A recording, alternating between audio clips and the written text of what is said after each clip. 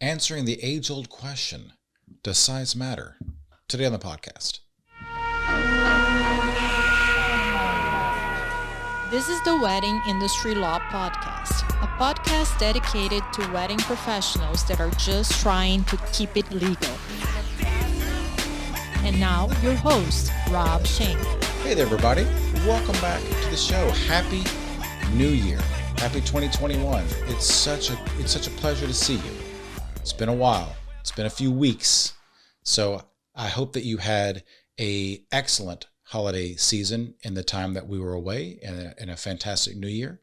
I hope that you are heading straight into 2021 ready to get down to business. And I hope even more that you've got in your rearview mirror that turd sandwich of a year of 2020 and that we are starting 2021 strong.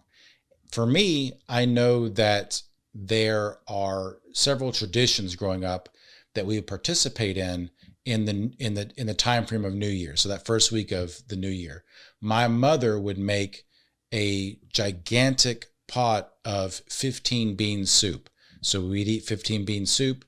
That gets your year started off right.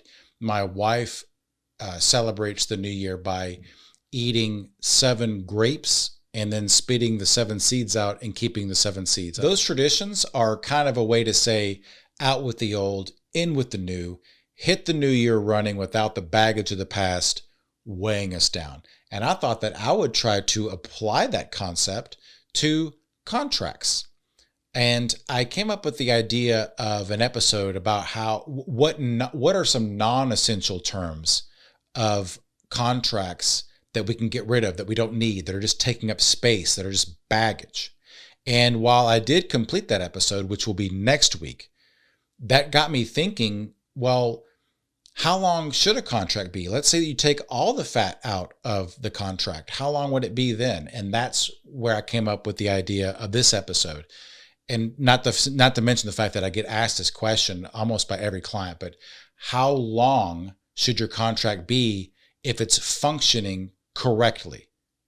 And that is what we're going to address on today's show. So let me just say this, though.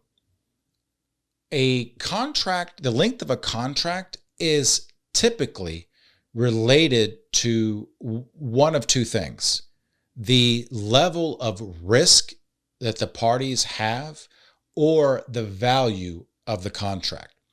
So I've in my 10 years plus of being a contracts attorney, I've had the pleasure of reviewing and editing many types of contracts. And one of those was I've had a couple of people that appear on reality television need me to review those contracts. Like if you want to be on The Real Housewives of Atlanta, or the Real World Road Rules Challenge 1999, then you get handed literally a 20-page contract.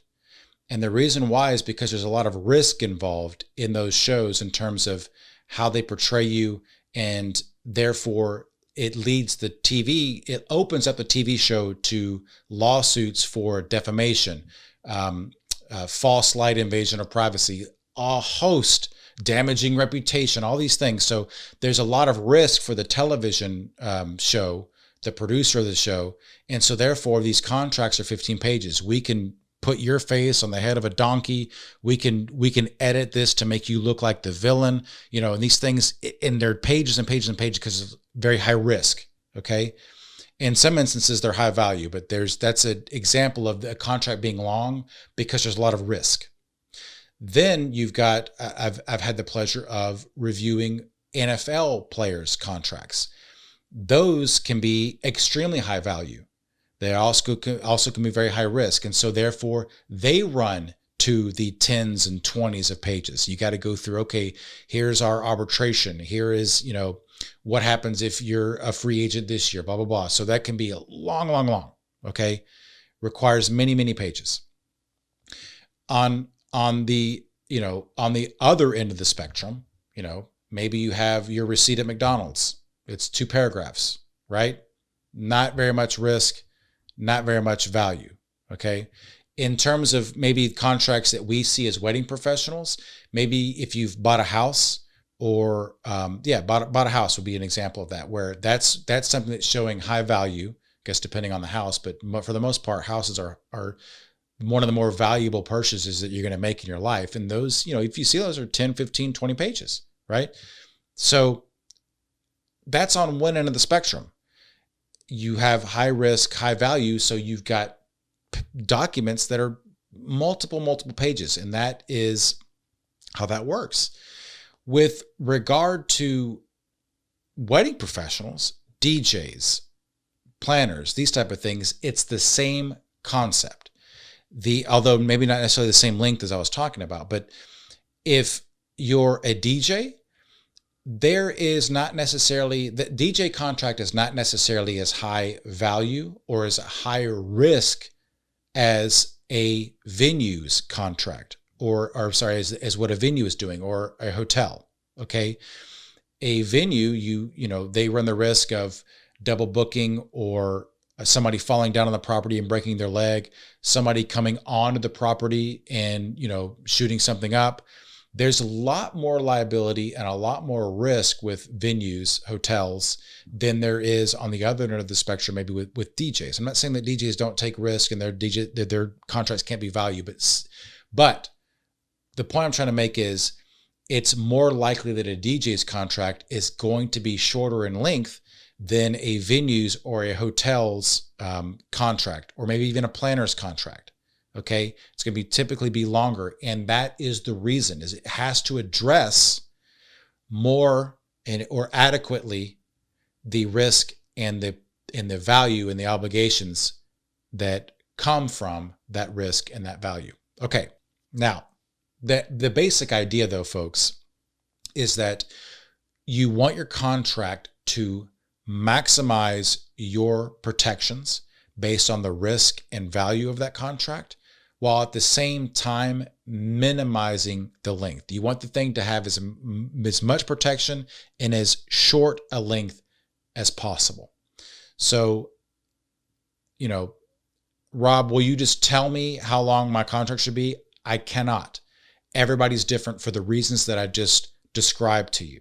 Okay. So if I were to say, hey, you out there listening, your contract needs to be 6 pages. That might not be true. Okay.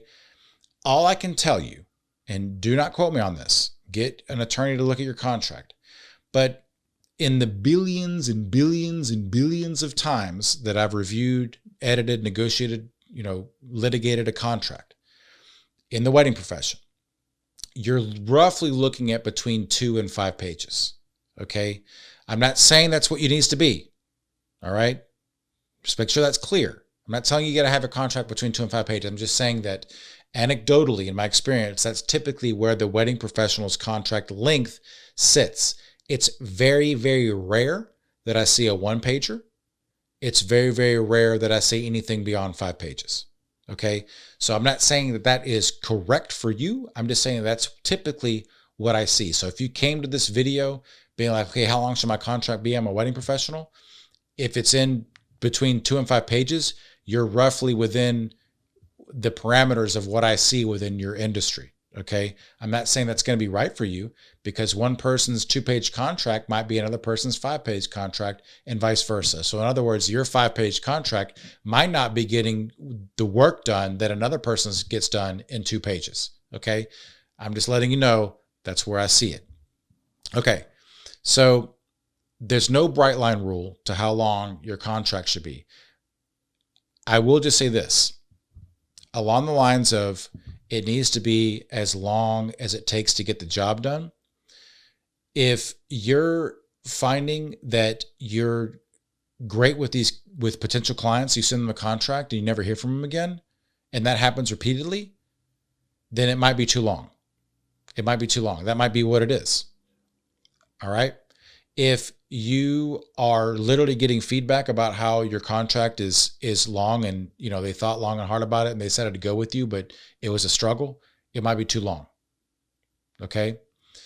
If you're getting laughed at because I thought you were professional, you handed me this, this 1-page thing, this is crazy. What about this, this, and this? Have you ever thought about that? Then it might be too short. Okay. So I always say, what will the market bear? If you can get the job done in 6 pages and you never have anybody give you any lip, or you get no one runs from it, no one marks it up or anything like that, then you might be okay at 6 pages, right? But if that's not happening to you, then you might want to reconsider what can go, how to get the substance down, maybe smaller. That might be what it is, because you might be scaring people away. Now, I will say this though. And this is kind of like a business thing. Like no two people will talk to a client the same way. I've always found that the very successful wedding professionals that treat people like gold, and I think I've said this before in other episodes, but like it almost doesn't matter what they have in their contract, because they're not going to, it's not likely they're going to get sued or they're going to get in any problems, because people love them. So it doesn't matter what the thing says. But my point with that is, the more you sit down with your client and go over everything in your contract and make sure that it's explained to them why it's in the contract and how it protects both you and them, the more likely it is that you can get away with a longer contract. If all you do is send the contract to them in an email and go, hey, sign and I'll get started, the more likely it is that you can't get away with a long contract. Okay. So again, no bright line rule. There's nothing I can tell you that's going to give you a specific answer for how long it needs to be. I'm just letting you know that there is a correlation between the how expensive you are and how much risk your specific industry is with how long the contract should be. That's pretty much where we're at on that. Because, like I said, like one person's 2-page contract can get done what other people's 5-page contract can get done. So, it's hard to quantify that. It's hard to account for that in an episode like this where I'm being very general, but whatever. So that's 2021 for you. No, I'm just kidding. All right. I hope that you didn't find this episode confusing. I hope that it did shed some light. At least you found out that, at least in my experience, if you're in the 2 to 5 page range, that's where most of your peers are, even though that might not say anything about the substance of your contract. But at least with that, there's a silver lining, I guess. If you did find this episode enlightening, then let's step into 2021 on the good foot and like and subscribe to this podcast. Tell one friend about Fight Club. No, tell one friend about this podcast. Tell one friend about my YouTube channel at Wedding Industry Law. I would greatly appreciate it. I want to try to grow this podcast, this video series, from the tens of viewers to the what's next, hundreds? Goes from tens to hundreds. I guess that makes sense. I'm not a math person. So let's get this into the hundreds of viewers. That would be my goal for 2021. So with that being said, folks, be sure to check out next week. I'm going to be talking about some non-essential terms that you might consider cutting from your contract. So kind of hand in hand with this one. And with that, folks, we'll see you next time. Thank you for listening to the Wedding Industry Law Podcast. This podcast is intended for general information only. Nothing in this podcast is intended to be legal advice. Do not rely on this podcast for your legal matter. Instead, consult an attorney in your area. Thanks, obrigada, até semana que vem.